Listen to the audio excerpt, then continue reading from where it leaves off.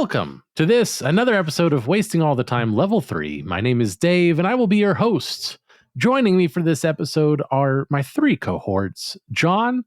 Hey, I'm John. Cody. It's me. I've been here some of the time. An improvement over last time. And Jess. Let's see how long I stay. It's the game we all like playing.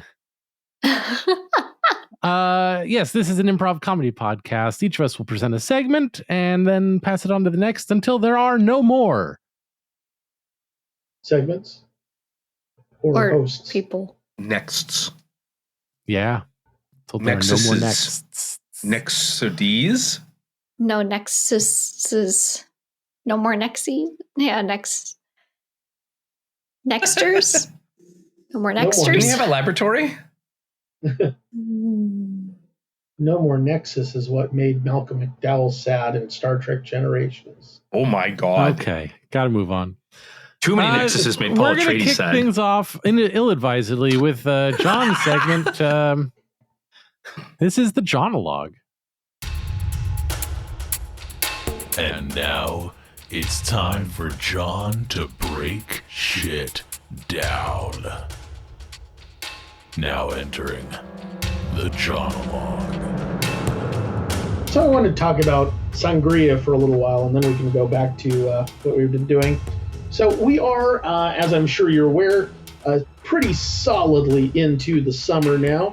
And with summer comes a very important question for wine drinkers everywhere, which is, am I going to break out the white wine and be all snooty about that? Or am I going to be a good peasant and get out the fucking sangria? Just get a cheap red wine and mix it with some fruit juice and sugar, float some fruit pieces in it, and enjoy my fucking summer while it's 1,000 degrees outside. And I think you can tell which side I am on. I am with Sangria. Sangria is just an excellent summertime beverage if you want to have something that is chilled and relatively light and still stains. Because it's really important that your alcohol of choice stain. Because if it does not, then you have no proof that you were drinking alcohol other than maybe a hangover, which you could fake. I've faked hangovers before. People do it all the time to seem cool. But if you've got those sangria stains on your nice white shirt the next day at work, people know you're a cool guy and an alcoholic. Martin, the guests are almost here. Have you poured the drinks yet? Martin! I've poured your drinks. I've asked you a couple of times not to do that now, Martin. I've asked you a couple of times not to do that. Pour drinks? No, you just told me.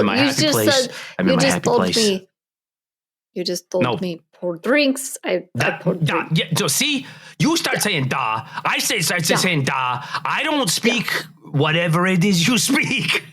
So I need you to speak American. Please. Sorry, please. Okay, I've got my manners. I poured your fucking drinks. Okay, now we're using vulgarities. I speak American. Thank you. I'm not being unreasonable. Francis, I agree. Francis. Yes. Did you plate those canapes? Yes, chef. Don't fucking call me. Oh my God, are we doing this again? You're a chef. Do not call me chef in front of the peoples. Sorry, Dad. Oh my God. Did you plate the canapes, Francis? I did. I was there technically done. Did you do it with a happy attitude? There was no happy in his pep and his steps. Or did you just bust Martin's balls about pouring the drinks again? I poured drinks. I poured a fucking drink.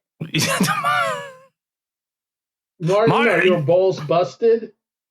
I mean, My balls, they're so busted. They're dust. Look. I didn't dust anybody's testicles today. You busted Martin's balls. They're like dust. How can Martin serve refreshing drinks when his balls are dust? This does not make sense. These do not go together. His balls should be plump and moist and free flowing. I told you I don't want to check that. But I will. I will if I have to. Come here, Martin. Come here, Martin. It's my job now. You don't have to check that. You don't have to check the balls. You just need to not bust them. Well, how do I know if they're juicy? By not busting the natural state of balls is juicy. So just don't bust the balls, and the balls will be juicy. Okay. I have taught you. Sorry. Say, folks, I was just out enjoying some of the drinks, and I accidentally spilled a little bit, and it didn't stain. Oh yeah, no stain, it's vodka. I don't think it's real. If it doesn't stain, it's not real. Oh yeah, no, it's perfect. It's vodka. You never know. You don't know stain. You don't know blackout drunk. Deniability. It's perfect. See, Perfect Francis, this is what you get when you bust Martin's balls. He starts just serving vodka. It doesn't stain, and it confuses people. Look, sir. Yeah, he looks really confused. You're confused. Is that correct? Very confused. Yeah. I don't understand you why. are confused because Martin's balls are not appropriately juicy. I'm very sorry, sir. I know something's off, but I didn't. You want to check his balls? We can have this guy check his balls right now. We can march him back to the kitchen. I can do self check, sir. Sir, do you feel good though? I'm feeling some that's not bad. Yeah, good time, happy party. Just put some fucking grenadine in the vodka and call it a Shirley MacLaine. You want to put blood in the water? Yeah. Why not? Call it a it's shark like serving attack. period drink, but okay. I had another complaint. It's about balls, I bet. It's about these canapes. Like, God damn it. 0 for 2. I dropped one in my lap and it didn't stain. Ding. Somehow it's Martin's fault. Thank you so much for catching on to that hint with the accent, Dave.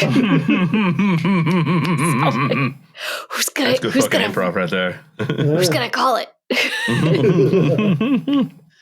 There we go. That was the Jonologue. Thank you, John. Much obliged. And now, as promised, we will transition to the next segment, which is Cody's.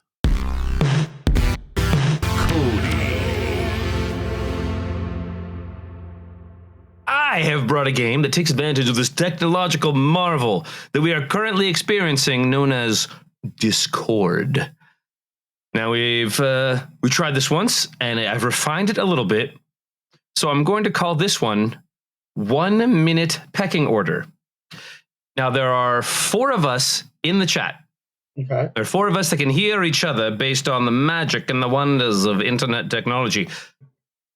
2 of us will do a scene, for example, using alphabetical order, myself and Dave. We'll do a scene. I, myself being highest in the alphabetical list, will be the highest in the pecking order. Dave will be below me.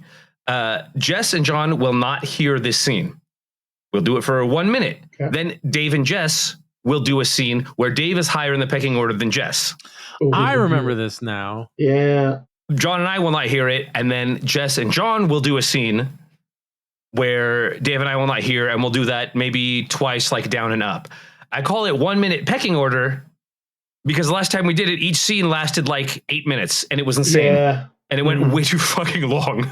So everyone can see me but not hear me, so I'm going to have a timer going. And when it's not my turn, I will signal to everyone else that it is time for them to stop the scene. And each scene connects, right?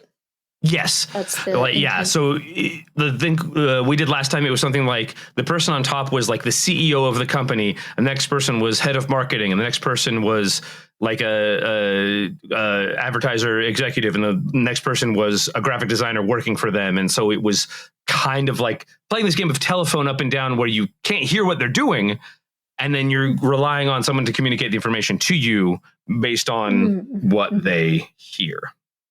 So somebody give me a suggestion for something that might have a hierarchy in it that's not a graphic design firm corporation.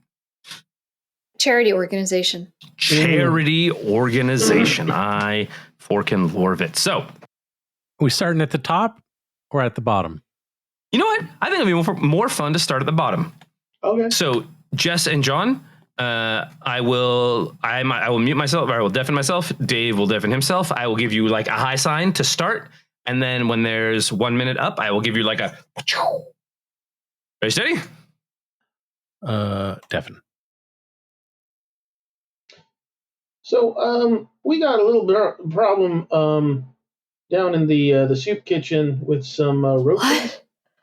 Oh no. Oh, you mean the roach gang? Or actual roaches? Because my heart can only handle one of them right now. Well, it's actual roaches, so we just need to put in a PO for some baits and motels. The exterminators, right. Yeah. Okay, no, that's fine. That's understandable. I'm guessing you've already put the little roach motels that we did have to kind of concentrate them away from, like, the people. So don't see them. Yeah. So I've got those Okay. along the back of the freezers. Okay. All right. They're not carrying knives, are they? The roaches. The roaches are not carrying knives. No. Okay. All right. Okay. I'm just making sure that I'm still understanding that these are actual roaches and not the roach gang. They're not. We've got different gangs now. Huh? Okay. I'm sure there was some magic happening, and I'm very excited to hear. Our next scene will be one step up with Jess and Dave, wherein Dave is in the higher pecking order because of DOS alphabet. Okay. I just need you to sign off on it because there's gangs of roaches and everything. Oh, gosh. I just need your John Hancock. Gangs of roaches? Oh. Well, I mean, there's a lot. It's not the roach gang. Not any. I guess we have new gangs now. Roach gang's out. New gangs in. Oh gosh. Okay. But so I just need your John Hancock on this to take care of the rest of the roaches. And, yeah. See, I can sign for like spot treatment and stuff like that. But if we're talking about like actual organized crime with our roaches, then well, we're going to need to take it one step higher. But right. No, I don't know if I don't think the roaches are organized enough. You did call them a gang. I think. Well, I see it as a gang because they're all hanging out in little motels right now, and yeah. Let me get back to you. Oh, okay. And now, young David and myself. Okay. All right, we've got some good news? insect problems. That's bad news. I want good news. Yeah, it's bad. There's like some sort of gang warfare going on between the bugs. And basically they came to me for approval, and I'm always trying to keep things at the lowest possible level. That's true. You're good at lowering things. Just as from a like an expense point of view, I'm only allowed to do spot treatments, and this is going to be like a whole house affair. We're going to have to tent the entire factory and all of the stuff that where the fulfillment warehouse. Okay. Where we send out all of our Can we solicit stuff. Donations from the bug's conflict itself? It seems a little exploitative, but you're the big picture person. That's why we come to you for advice. Yeah. Graphic design, lots of posters, sad bug, victims of warfare. Let's go.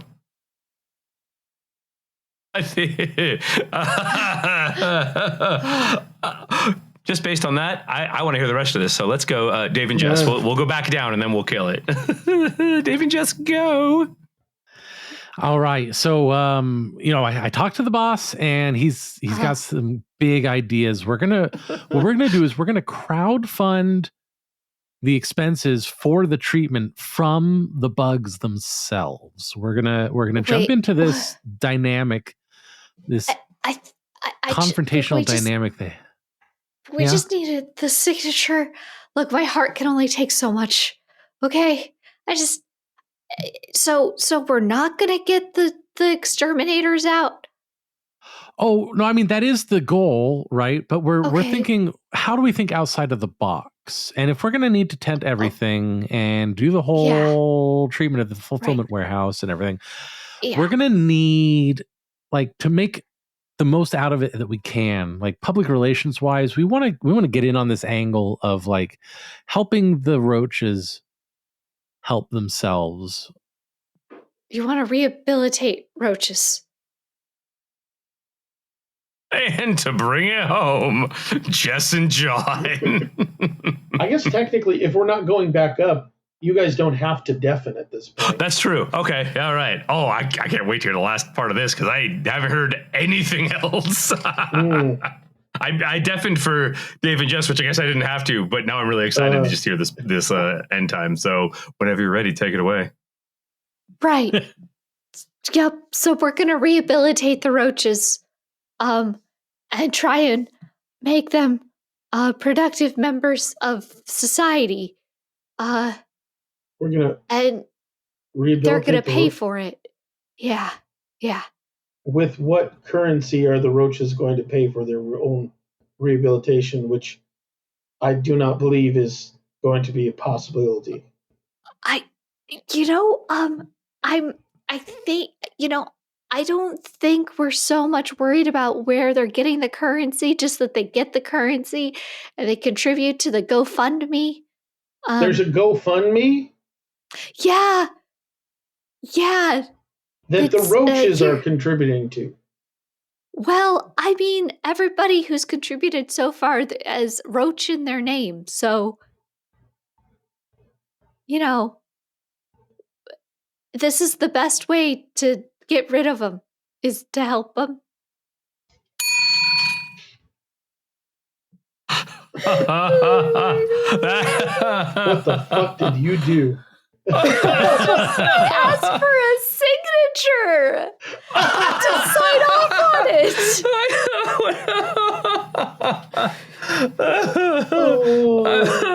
She said there were gangs of roaches. Oh no! Yeah. And so I went a little wag the dog and went, fuck it, let's capitalize on this. That was 1 minute pecking order. I can't wait to listen to that whole thing. I'm so excited. Because I really did begin mine with just hey, we got to get some baits for the roaches. We got some roaches in the soup kitchen. Yep. Just need to do PO. Yeah, and I was just like, wait, let's make sure we're on the same page. Which roaches? The roach gang or actual roaches? Just actual roaches. Okay. And then Dave told me, we have gangs of bugs. And I was like, let's solicit donations. Let's get exploitative with this warfare conflict. Oh my God. I know, it was so fucked up. Oh, dear. I made the CEO of a charity the bad guy for once. Yeah. All right. Thank you very much, Cody. Appreciate it. My pleasure. Now let's move it on to my segment.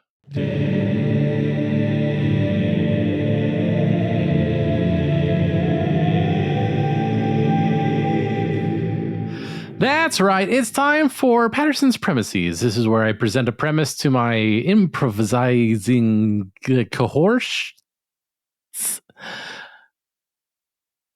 Nope. And they do their best to reenact whatever it is that I'm saying. And so the premise for this time is substitute teacher tries to give the final lecture before the big geography exam. Substitute teacher.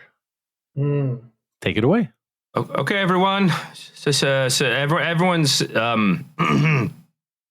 simmer down. This is really important. It's like 45.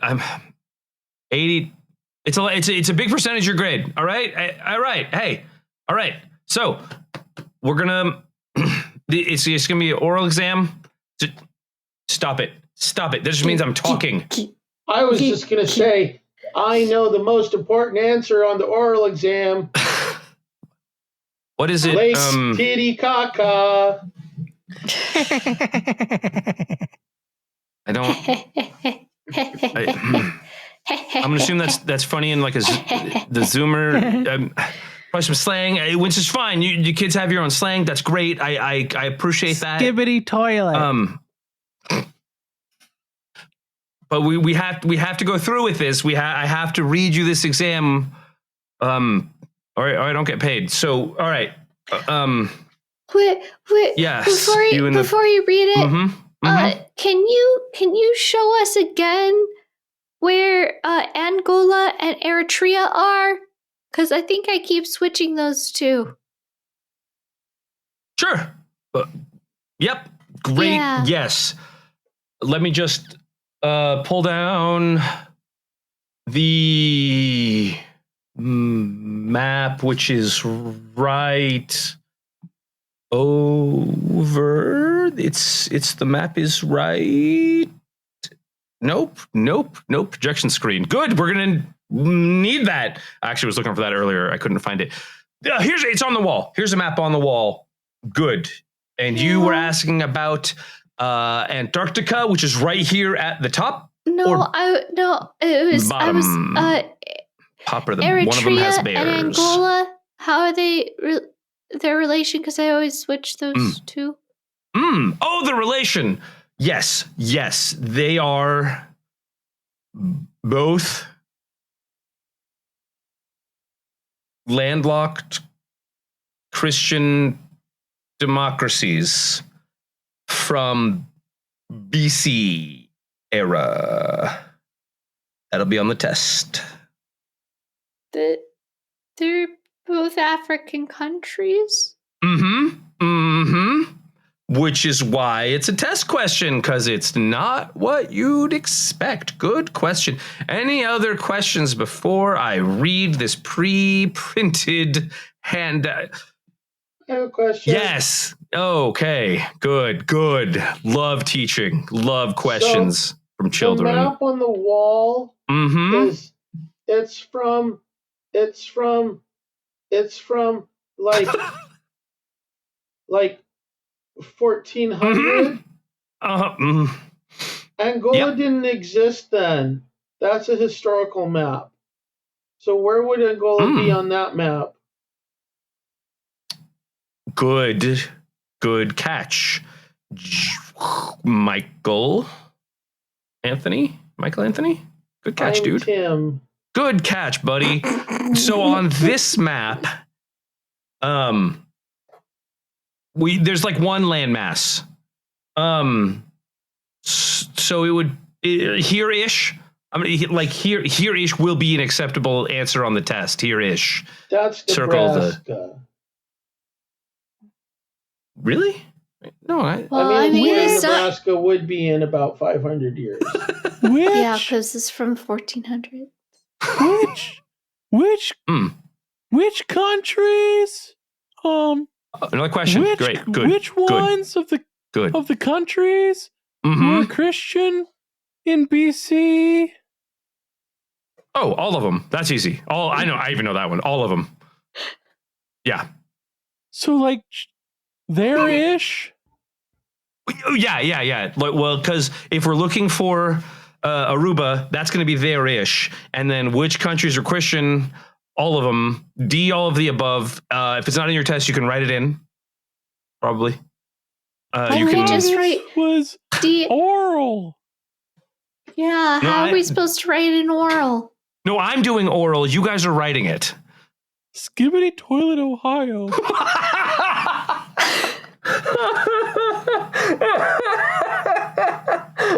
Ding. dear. Oh dear. My God. Dave, that setup. Thank you so much.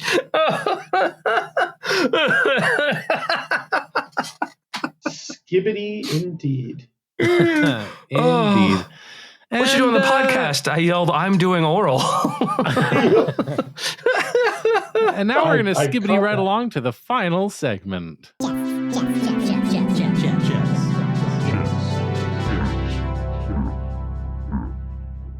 Hello, everybody, and welcome in. I hope you're having a wonderful morning, afternoon, or evening. It is my turn for a segment, and the segment that I decided to bring to tonight's, tomorrow's, wasting all the time is. Are you giving me that? Time is a construct. I mean, the measurement of time is a construct. The measurement of time is a thank you. The Boom, measurement of time is a construct, and I'm Like a globe. tired. So in a celebration of it being summertime, I thought we could do some letters from camp. The way letters from camp works is we will get a one-word suggestion, and then we will write a couple sentence letter to our fictional parents from the camp that we are attending, which is the one-word suggestion. Husbandry camp. Dear Grandpa Jim, thank you for sending me to this camp where I'm shoveling pig and learning how to raise them too. It's really enlightening, and the smell doesn't go away like you said. But I think that when this is all over, I will have learned enough that I don't have to do it again. And then I'll be more of a help around the place. Which I know that's what you want. So, Grandpa Jim, this is letter writing time right now, and I'm done. Love. I'm disassociating. I don't know who I am anymore.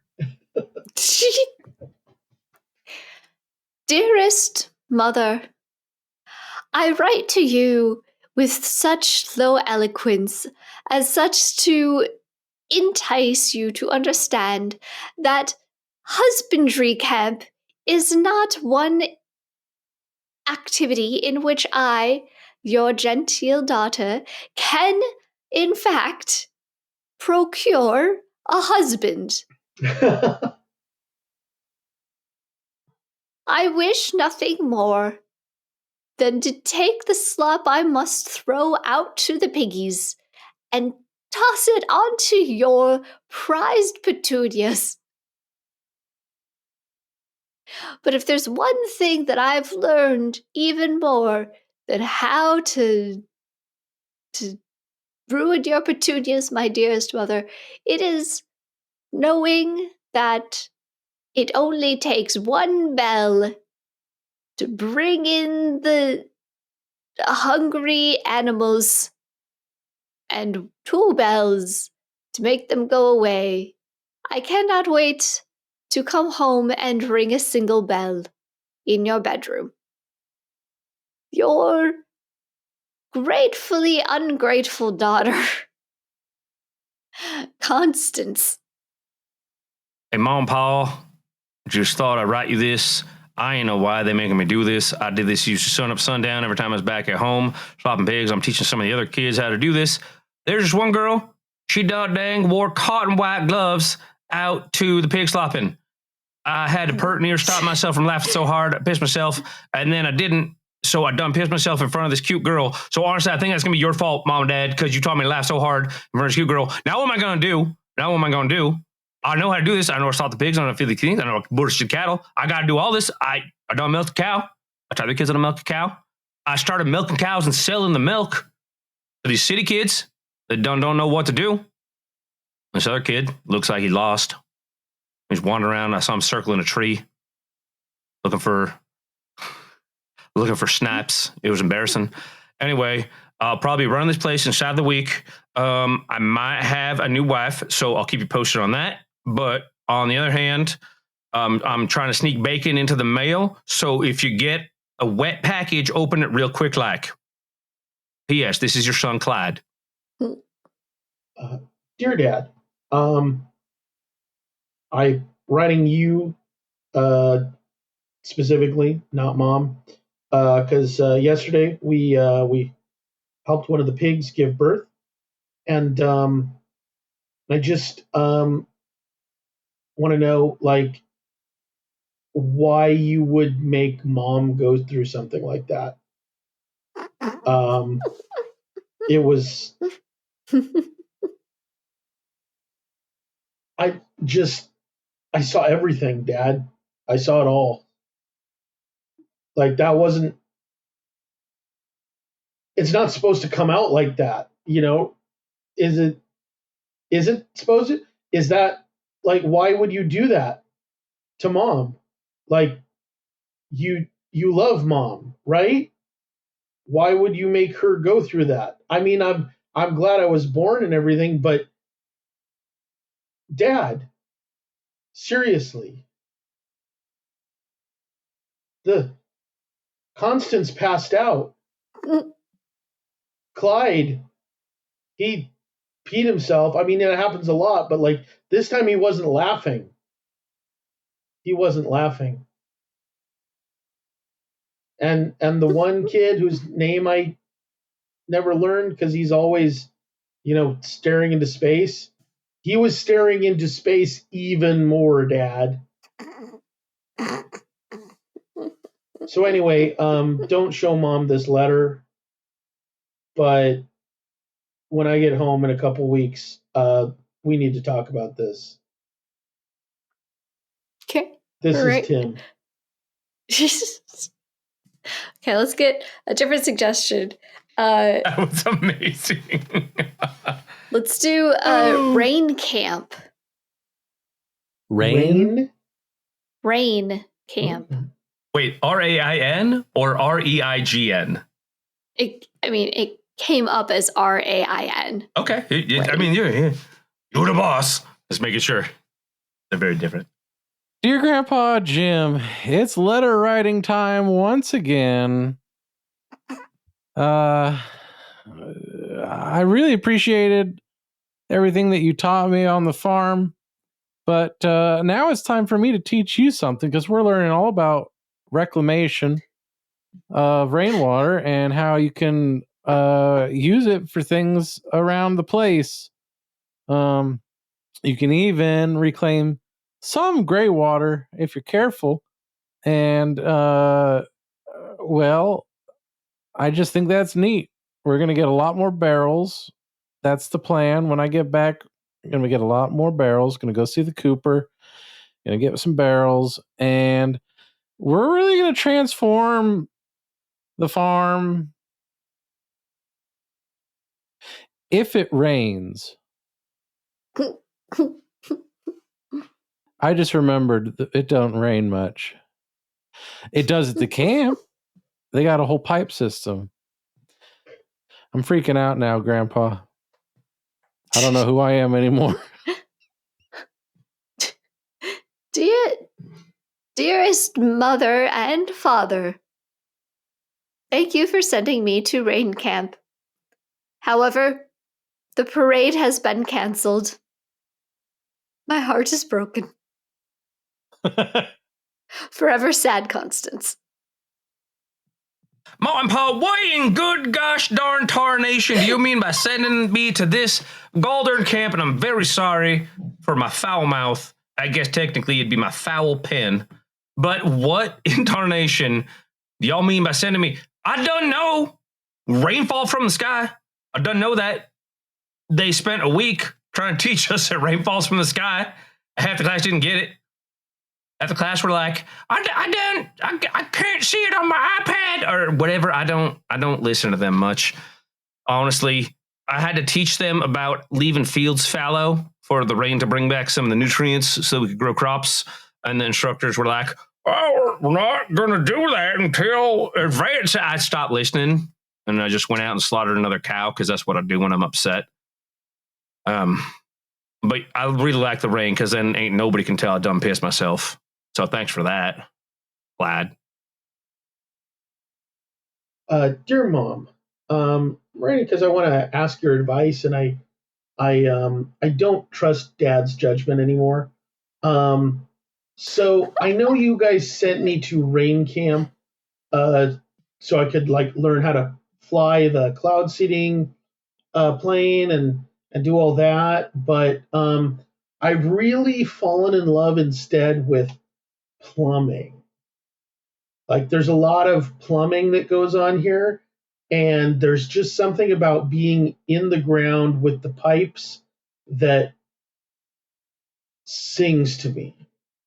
I want to know, should I do that? Should I be a plumber?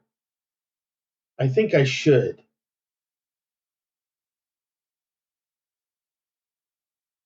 This is Tim. Okay, let's do one more. It's going to be island camp. Dear Grandpa Jim, I've been meaning to ask you, what did you do in the war anyway? Been thinking about it a lot because you never say, but you had to do something. And it's just bumming me out thinking that my Grandpa Jim was in a war doing something and I don't even know what. And do I want to know what? And I'm asking because it's letter writing time. But I don't know. Who are you? Who am I? What? Dearest mother and father, I will be slightly annoyed if this letter finds you well, and my smoke signals did not, since we were abandoned on this island, and it will take this bottle a very long time to get to you. If you're reading this, I might still be alive, but know that it is purely out of spite. The daughter that will try to come for you one of these days. Constance. Mom, Pa. I honestly, at the time, I was very upset that you made me learn this, but it turns out that learning how to write letters and attach them to carrier pigeons was a good lesson. Because that's how you're getting this letter. I hope everything's good. I regret to inform you that the wedding is off. Constance not only did not agree to marry me, she's sworn, what was it? A blood vendetta from hell itself against them what done spawned me.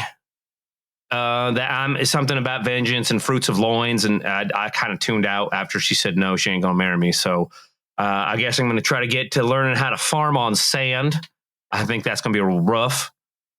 There's coconuts, which I hate, so I got to learn to live with that. Yeah. Learn how to surf. Learn how to surf, which I hate. So thanks for that. That's great. Quiet kid, still quiet. Yeah, although you'll be proud of me, I ain't pissed myself in 2 weeks. Because I ain't had any fresh water. So, you know what? We take our wins where we can get them. That's what you taught me. Clyde. Dear Mom and Dad, so far, I'm having a really great time at literature camp. It's very realistic. Very realistic. They did Lord of the Flies this year, and we're all on this island. I can't wait to do the thing where we kill the pig and eat that, because the coconuts are getting kind of old. Anyhow, having a real fun time. Thanks again for signing me up for this, and yeah, I hope next year we do something like I don't know, like maybe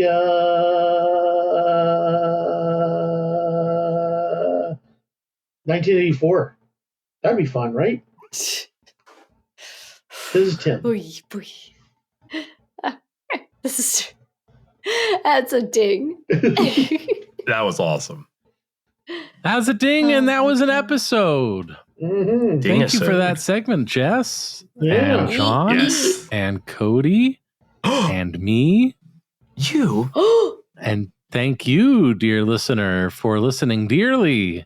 Mm-hmm. If there was anything about this episode that you liked in particular, thought was pretty funny, thought it was worth mentioning, then go to wastingallthetime.com/vote. There's a little form for you to fill out there.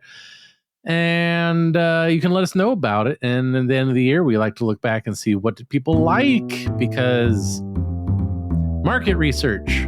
Yep. Number go up. One year we learned that people really liked when we made a lot of dick jokes. Mm-hmm. That's true. That's true. And look, we make use of that knowledge constantly. I did a whole character based around it. I'm very sorry, everyone else. I guess technically it was balls jokes. I was going to say balls, a lot of balls. dick, so missed it's a that by subset. that much. Oh, like that much, at least. Come on. Speak for yourself. So that's what we did. wastingallthetime.com/vote. Until next time, I have been Dave. I have been Cody. I've been Jess. And I was John. And we wasted all the time. Thanks ever so much. Butts. Bye. Good night, folks. Congratulations, you've made it to the end of another episode of Wasting All the Time, an improv comedy podcast. If you enjoyed the show, be sure to subscribe on Apple Podcasts and Spotify, or wherever you get your podcasts. If you really enjoyed the show, support us at patreon.com/timewastepod, or go to wastingallthetime.com.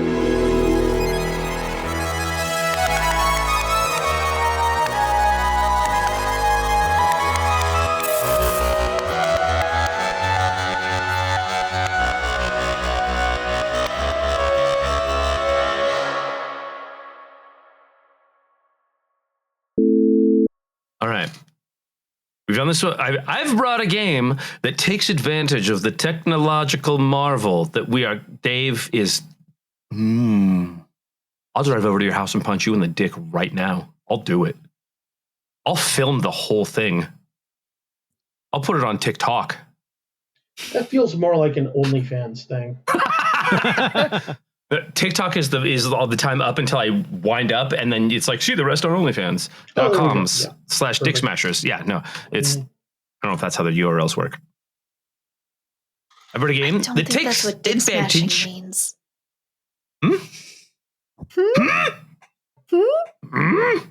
Inquisitive am I? Yourself you may go fuck. No, that wasn't directed at anyone. I just wanted to say go fuck yourself in Yoda voice. Mm-hmm.